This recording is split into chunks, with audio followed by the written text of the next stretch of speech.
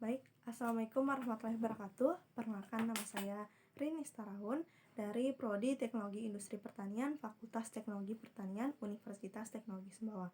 Di sini saya akan mempresentasikan hasil proposal saya yang berjudul Pemilihan Prioritas Pengembangan dan Analisis Kelayakan Agroindustri Rumput Laut di Desa Labuhan Kertasari, Kecamatan Taliwang, Kabupaten Sumbawa Barat.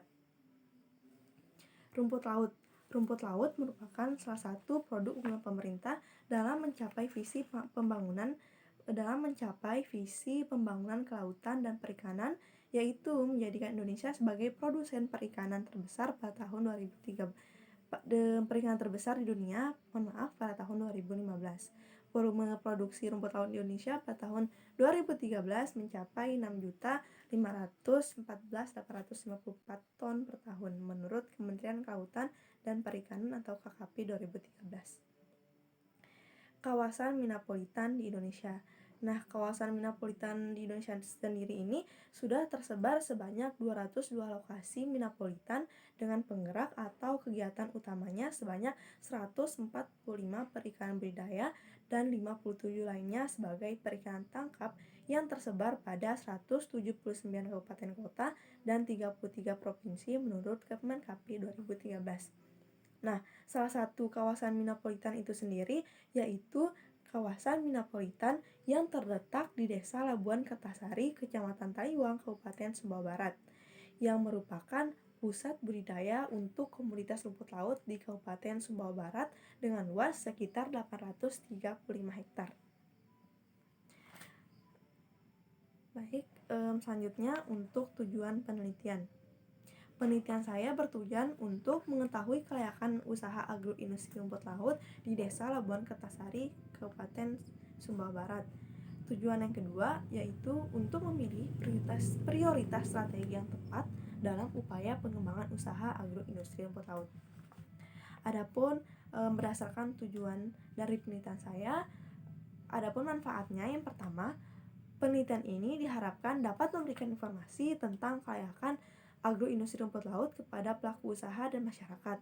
Yang kedua, penelitian ini diharapkan kepada pemerintah agar tetap terus mengawasi dalam memberikan penyuluhan mengenai kelayakan agroindustri rumput laut agar petani rumput laut lebih maju dan meningkatkan kesejahteraan masyarakat. Yang ketiga, penelitian ini diharapkan dapat menjadi masukan bagi pelaku usaha sendiri dan pemerintah dalam perencanaan dan strategi terbaik untuk pengembangan rumput laut di Desa Labuhan Kertasari.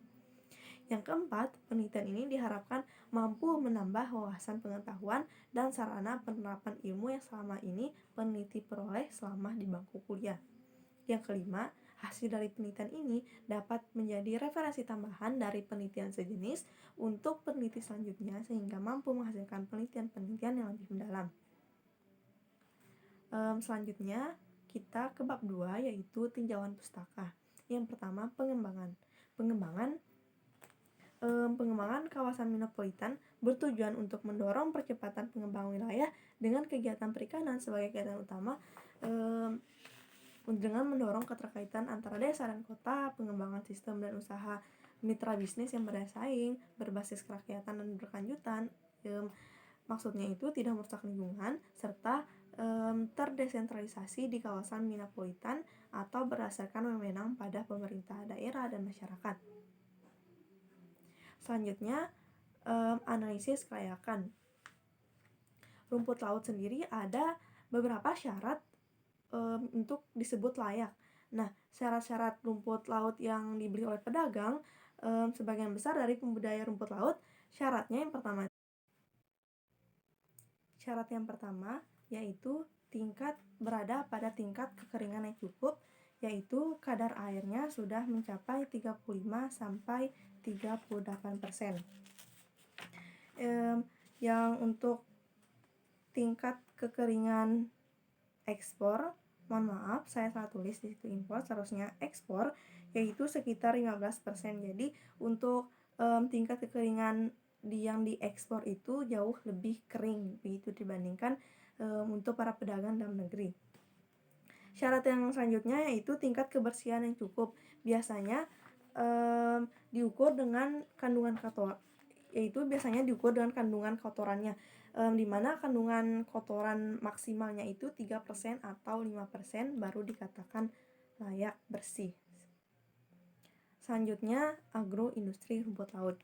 Nah, rumput laut pantas menjadi komoditas utama dalam program revitalisasi kelautan dan perikanan dibanding udang dan tuna karena beberapa keunggulannya. Yang pertama, ada beberapa keunggulan dari rumput laut. Salah satunya itu peluang ekspor yang terbuka luas, harga yang relatif stabil, dan belum adanya kuota perdagangan bagi rumput laut, teknologi pembudidayaan yang sederhana sehingga mudah dikuasai, siklus pembudidayaan yang relatif singkat sehingga cepat memberikan keuntungan, dan modal relatif lebih kecil.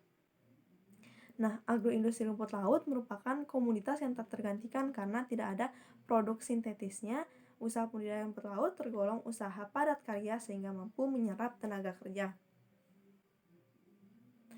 Nah, yang selanjutnya yaitu ada metode penelitian bab 3.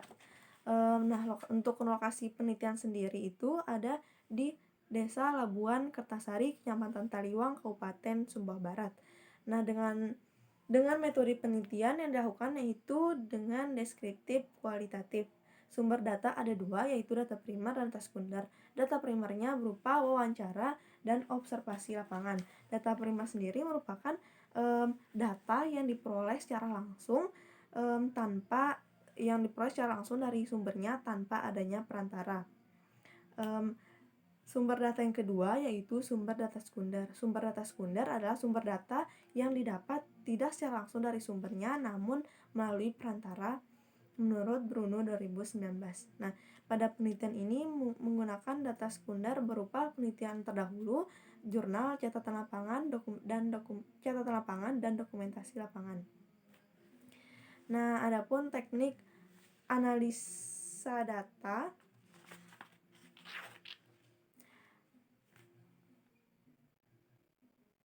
yang pertama itu ada reduksi data. Reduksi data merupakan proses seleksi, penyederhanaan, dan abstraksi. Nah, data-data yang didapatkan itu merupakan data dari hasil wawancara yang akan diseleksi oleh peneliti. Kemudian kumpulan data tersebut akan dipilih lagi dan dikategorikan sebagai data yang relevan dan ada data yang mentah.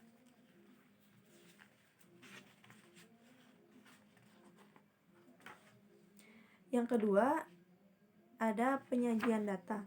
Penyajian data merupakan informasi yang sudah terkumpul, yang sudah terseleksi, disusun sehingga nantinya mampu menarik kesimpulan serta pengambilan tindakan. Penyajian data ini kemudian disesuaikan lagi dengan apa yang diteliti. Nah, langkah yang ketiga yaitu penarikan kesimpulan.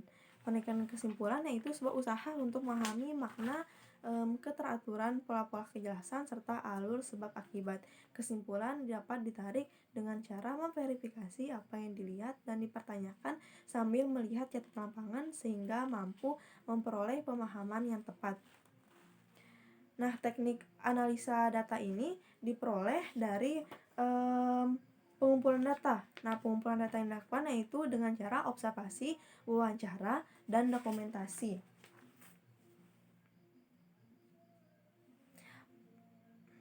Baik, mungkin sekian yang dapat saya sampaikan. Terima kasih. Wassalamualaikum warahmatullahi wabarakatuh.